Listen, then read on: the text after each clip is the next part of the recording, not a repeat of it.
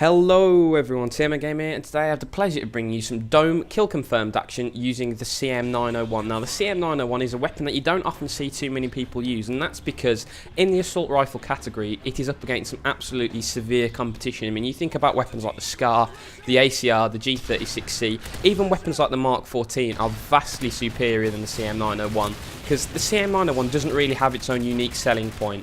It's a bit worse than the SCAR, it's a lot worse than the ACR at what it does, which is basically a mid-range assault rifle with automatic fire. Now, automatic fire assault rifles are always more useful than their single fire counterparts. This is because if you turn the corner and bump into someone with an automatic fire assault rifle, you have a reasonable chance of getting that kill. But at the same time, assault rifles maintain their long-range ability, so you've got that close combat, a fallback if you need it, and you've got the long-range ability that an assault rifle gives you. However, the CM901 isn't as powerful at this role as the SCAR or the ACR. And the thing is, when you're using a weapon like the Mark 14, you adapt your playstyle to the fact that it's not going to bail you out of many close-range engagements. So the fact that it is a single-fire weapon isn't really a downside, because in return for using a semi-auto weapon, you get increased accuracy over range and a much higher damage output. So whilst it is slightly weaker at certain areas than, say, the ACR or the SCAR, the Mark 14 has its own strengths, and that is really a problem when using the CM901. If you do use a weapon like the Mark 14, it has its own niche, but the thing is, the niche occupied by the CM901 is occupied by 3 or 4 better assault rifles, so you are going to be at a slight disadvantage when using this weapon. But if you use it cunningly and craftily like I do in this gameplay, it really is pretty useful. I whack a silencer on it normally when I'm using it because it has one of the better iron sights in the game. As you can see there, that was really good timing.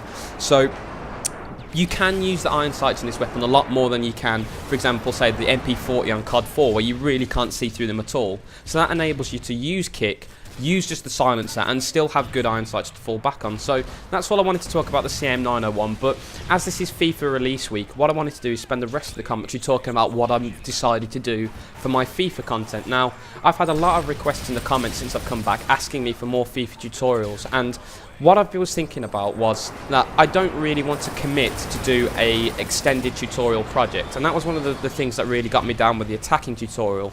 It was one of those tutorials practically without end. You could sit there and spend weeks on this thing. There really is so many areas to cover, and I think I bit off a little bit more than I could chew in that one.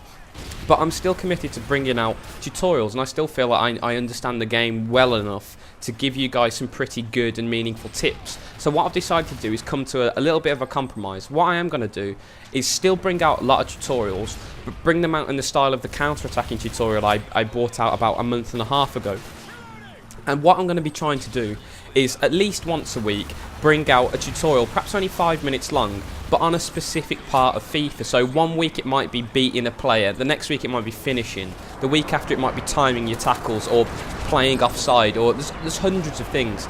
And what I really like about this idea is, if I just sat there and churned out a long tutorial, for example an attacking tutorial, and then I'd miss something out, or there was something additional that you wanted me to cover, it's really difficult for me to go back and edit that tutorial, because by that time it's been uploaded, it's probably generating a lot of views and whatever. I don't want to take it down. But the great thing with having these slightly smaller bite-sized tutorials is, if I cover, for example, finishing, and then you guys want me to talk a little bit more about finishing and perhaps some different examples or different ways you can finish your dinner or whatever, then I can bring out a finishing part 2 tutorial just to build upon the information. And what I'm planning to do is get a whole list of these tutorials out and put them all in a playlist. So eventually, 2 or 3 months in, I'm going to have a sizable chunk of tutorials that you can watch at your leisure whenever you want. And the great thing is, by doing it this way, if you're coming in and you just want to know about finishing, you can just go to the finishing tutorial. If I'd done a massive attack tutorial, you could have to,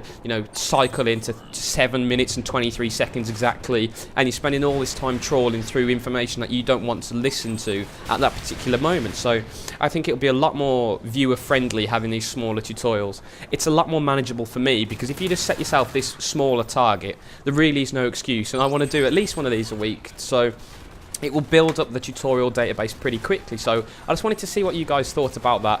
As for head-to-head seasons or Ultimate Team, I'm still not entirely sure what I've wanted to do, but I've been recording the vast majority of my Ultimate Team games. Unfortunately, the first few I couldn't record because my component cable arrived a bit late, because I broke my old one on transit to university. So all you have missed out on is a couple of single-player tournaments, so it's not the end of the world. But guys, really hope you've enjoyed the video. I think the final score is something like 25-1. It's not a bad gameplay to watch in the background of me talking. So guys, once again, thanks for watching the video, and I hope you have a great day.